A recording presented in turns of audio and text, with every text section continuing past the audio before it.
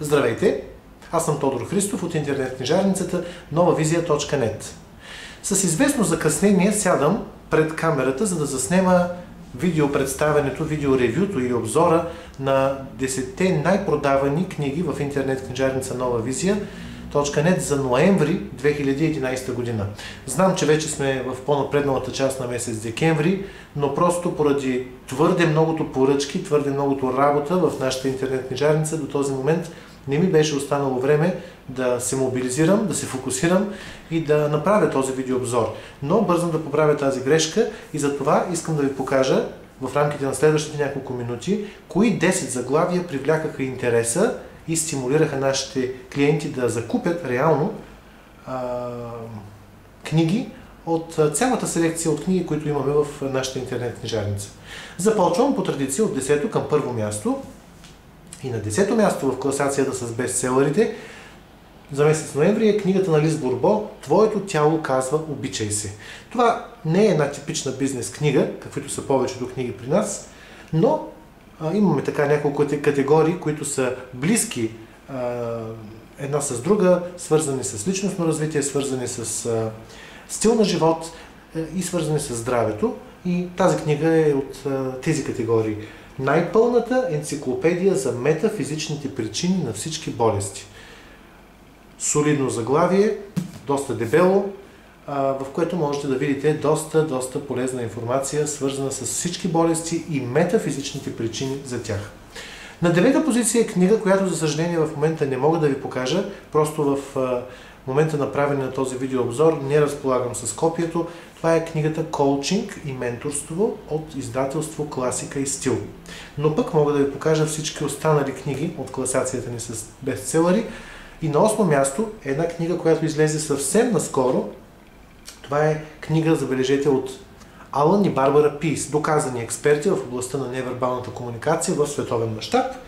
Алън и Барбара Пийс са известните автори на книгата "Езикът на тялото", а това е нещо като нейно продължение. "Езикът на тялото на работното място". Книга, насочена към невербалната комуникация, жестовете, мимиките, всичко, което е свързано с езика на тялото, свързани с продажбите, насочени към бизнеса. Ето и семейство Пийс, Алън и Барбара Пийс, които са направили една в техен стил кратка, не особено голяма, стегната и по същество книга, насочена към невербалната комуникация. На 7-ма позиция книга на един много известен автор, много харесван, много обичан автор в нашата книжарница. Това е Робърт Кийосаки и неговата най-нова книга за българския пазар "Преди да напуснете работа, 10 урока от реалния живот, които трябва да знае всеки предприемач, за да изгради бизнес за милиони". Тази книга, между другото, както и всички други книги на Робърт Кийосаки, имат винаги нещо общо, общ външен вид, винаги в едни и същи цветове, брандинг елементи, а и книгата "Богат татко, беден татко", първата книга на Робърт Кийосаки, няма как да не откриете някои така елементи и в това заглавие, но тази книга е насочена за хората, които най-вече искат да напуснат своята работа, искат да стартират своя собствен бизнес, да станат предприемачи. На какво да обърнат внимание тези хора, преди да сторят тази важна крачка, да напуснат своята работа. На 6-та позиция е една страхотна книга, която между другото попадна, както и предишната, в класацията ни с най-добрите бизнес книги за 2011 година. И това е книгата на не кой да е, на Джо Витале, книга издадена от издателство Locus Publishing. "Хипнотичните думи". Страхотна книга, може много да се говори за тази книга. Тя никак не е тънка, между другото. Доста подробно Джо Витале е обърнал внимание на много неща, свързани с използването на думите и използването на текста, за да влияем на околните. Изключително подходяща за всеки, който работи в продажбите, в маркетинга, в копирайтинга в това число. На 5-та позиция, вече споменах за тази книга преди малко, книгата "Богат татко, беден татко". Един вечен, практически оказва се, бестселър, който всеки следващ месец попада, почти всеки месец, в тези класации с бестселъри. И този път, при това на хубавото 5-то място, Робърт Кийосаки и книгата му с уроците за парите, на които богатите учат децата си, а бедните и средната класа не. Страхотна книга, която промени радикално моите възгледи за много неща, свързани с начина, по който се отнасям към своите собствени пари, към начина, по който ги печеля и към живота изобщо. Горещо ви препоръчвам да се запознаете с това заглавие и с още поне 2-3 от всички, които Робърт Кийосаки е написал. В това число 4 потока на парите. На следваща позиция, това е 4-то място за Изяж жабата. Може би най-продаваната книга от нас през 2011 година от страхотния Брайан Трейси.